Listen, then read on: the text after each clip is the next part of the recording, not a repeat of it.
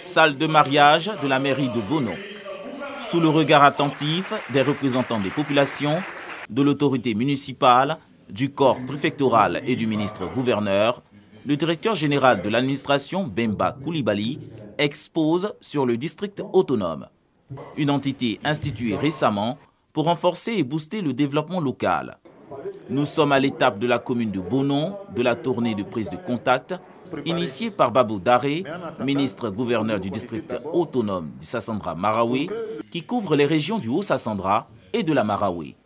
Une communication qui permet aux administrés de cerner et de comprendre l'importance de cette nouvelle institution. Après l'exposé sur l'historique, le fonctionnement, les missions et ses attributions, cette rencontre a été également meublée par un échange franc entre le ministre-gouverneur et les représentants des populations.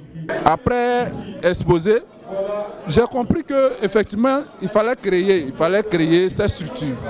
Ces structures pour effectivement porter les besoins sur le plan développement des populations auprès des gouvernants, auprès des dirigeants. Avant, on parlait des sous-préfectures, on parlait de la mairie, il faut voir le sous-préfet, il faut voir le maire. Si aujourd'hui le district vient s'ajouter, je pense que c'est un plaisir pour tout le monde, et en particulier pour Bono.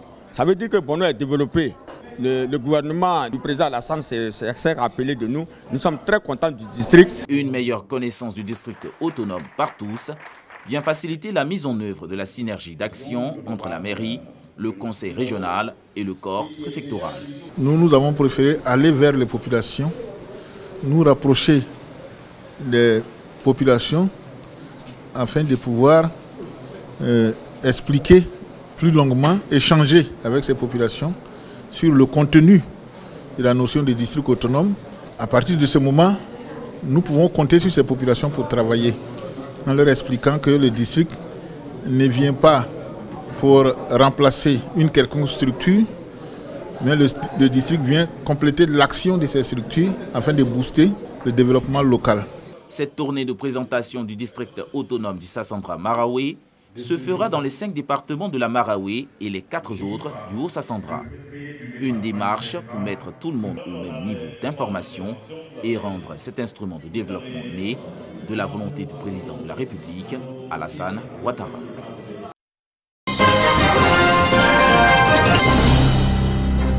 Dimbokro, la cité du bonheur partagé, comme aime à le dire le maire de cette commune, vient d'adopter son budget modificatif 1 en sa deuxième session du conseil de l'année 2022. Un budget modificatif arrêté à la somme de 742 300 000 francs CFA et qui s'équilibre en recettes et en dépenses. Selon le maire Bilet Dieméléou, ce budget modificatif 1 vient corriger les insuffisances du budget primitif par une hausse de 115 millions de francs CFA. Avec l'adoption du programme triennal 2023-2025 au cours de cette session, les conseillers municipaux s'accordent sur un total de 22 actions et 29 opérations dont les priorités sont les domaines éducation, santé sociale en cohérence avec le programme social du gouvernement. En marge de la deuxième session ordinaire du conseil municipal de Dimbokro, s'est tenue la 5e édition de la fête de la famille. À l'esplanade de la mairie, 200 personnes, 100 hommes et 100 femmes, ont été magnifiées. La fête de la famille, qui est à sa 5e édition, participe de la volonté du maire de Dimbokro de montrer combien comptent ces populations pour le développement de sa commune. C'est au nom de leur progrès que la mairie finance les projets et construit les infrastructures de base dans la ville de Dimbokro même et dans les villages de la commune.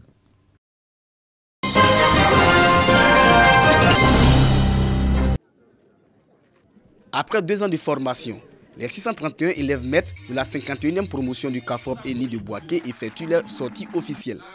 Les nouveaux instituteurs s'engagent à donner un visage reluisant à leur corporation. Jason, mes amis, a servi dans le droit chemin parce que le métier que nous avons embrassé, c'est un métier qui est noble. Puisque nous formons des élus de demain, donc il leur demande de travailler comme il se doit. Occasion pour le directeur du centre d'animation et de formation pédagogique d'inviter les enseignants à mettre en application la formation reçue. Ils doivent être des modèles. À l'image du parrain qu'ils ont choisi, j'ai nommé le ministre Koné Amadou. Je voudrais compter sur eux pour que la Côte d'Ivoire désormais soit fière de son école. Le parrain de la promotion, le ministre des Transports Amadou Koné. Son représentant exhorte les nouveaux maîtres a fait preuve d'abnégation et de loyauté au travail. Le civisme est la chose la plus importante. Avec la vigueur que nous voyons aujourd'hui, l'enthousiasme, nous sommes presque convaincus que ceux qui sortent là peuvent apporter quelque chose à la République de Côte d'Ivoire pour que nous changeons de comportement réellement parce que nous en avons besoin. Invités spéciaux de la promotion sortante du CAFOP 2 de Bouaké sont les consuls du Burkina Faso, du Mali, du Nigeria, du Sénégal et du Ghana, dont les patrimoines culturels sont représentés à travers des fresques.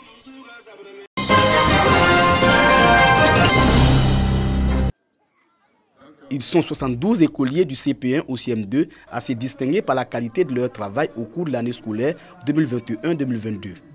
Eux, ce sont les meilleurs écoliers des 12 écoles primaires de la ville de Gounaté, du département de Daloa. Avec des moyennes comprises entre 15 et 18, ces apprenants ont reçu des kits scolaires pour récompenser leur ardeur au travail.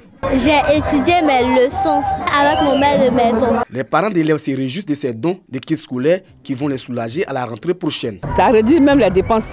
Parce qu'à la rentrée, on n'a rien à payer encore. Peut-être quelques livres seulement.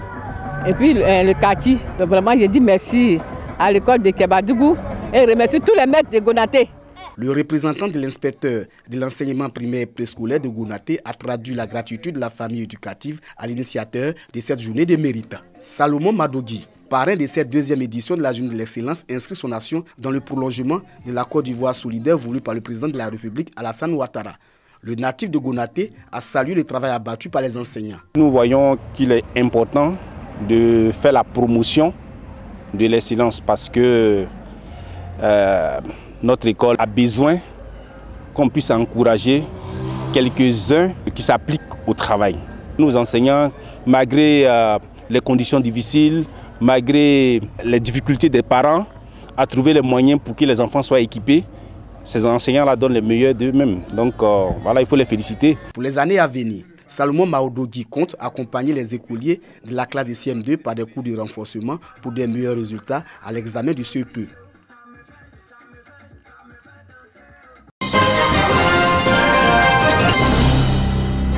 C'est une entreprise coopérative avec conseil d'administration qui est créditée de bon positionnement dans la région du Sud Komoué. La coopérative Nouvel Esprit de Ketesso, village de la sous-préfecture de Biano. Ses performances ont été relevées et applaudies lors de son assemblée générale. La coopérative de Ketesso a réalisé un bénéfice de plus de 62 795 000 francs CFA durant cette campagne, dans un contexte de pandémie à coronavirus marqué par la rareté des navires pour l'exportation, avec pour conséquence des frais supplémentaires qu'elle a dû supporter malgré elle. On est dans tous les projets de certification, parce que sans la certification, on ne peut pas aussi vivre. On le fait pour juste appuyer également les producteurs. La construction d'écoles, c'est quelque chose que nous faisons avec beaucoup vraiment de plaisir et d'amour, parce que les enfants, c'est tout ce qu'on a. Aussi, ça contribue dans la lutte contre le travail des enfants dans la cacaoculture. Une grande part du bénéfice de la coopérative Nouvel Esprit de Ketesso a été affectée à la réalisation d'infrastructures sanitaires et éducatives et également à l'achat de matériel de travail et des dons aux producteurs membres. Le sous-préfet de Biano a félicité la coopérative pour son appui à la communauté et ses bons résultats, surtout pour son engagement à combattre le travail des enfants dans la cacaoculture. Mes vifs et sincères remerciements à cette coopérative, la CNEC, coopérative Nouvel Esprit de Ketesso, qui, dans la thématique même de l'appellation, a montré qu'il y a eu un changement de paradigme entre les actions antérieures et les actions de maintenant. Dans le social, elle nous fait même des dons au niveau de la sous-préfecture et au niveau même de la population. La coopérative Nouvel Esprit de Ketesso, dans la sous-préfecture de Biano, est créée en 2007. Elle est forte de plus de 2000 membres et s'illustre par son engagement à œuvrer pour la durabilité de la cacaoculture dans la région du Sud Komoué.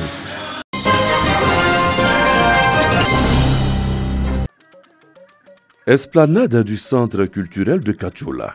Nous sommes à la 7e édition du Festival Carrefour des Alliés.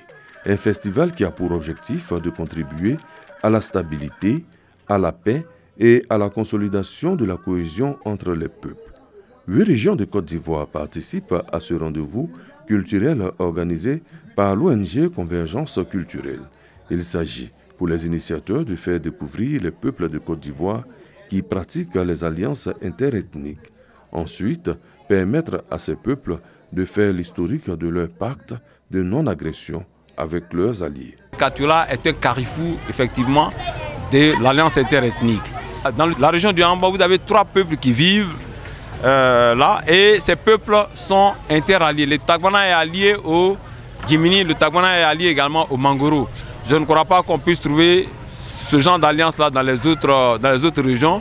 Et donc, nous avons estimé que Katoula était effectivement une terre d'alliance et donc un carrefour où on pouvait promouvoir cette valeur. Félicitant les organisateurs, les chefs coutumiers soutiennent l'initiative de l'ONG Convergence. Selon les garants des us et coutumes, la tradition des alliances connues par les ancêtres pour créer le vivre ensemble et poser des pactes de non-agression est un riche héritage à renouveler sans cesse. Les alliances interethniques sont aussi un outil essentiel pour la chefferie traditionnelle pour pouvoir régler les problèmes de conflit et instaurer la paix dans notre localité. En marge des cérémonies culturelles, un panel dénommé le rendez-vous de la jeunesse est organisé. Une rencontre pour parler de la place des jeunes dans la prévention et le règlement des conflits, mais aussi une formation sur le montage de projets. Plusieurs groupes artistiques composés de danse traditionnelle, de masques, de lutteurs traditionnels et de troupes théâtrales, ainsi que des artisans venus de 8 régions du pays ont participé à ce festival qui a duré 7 jours.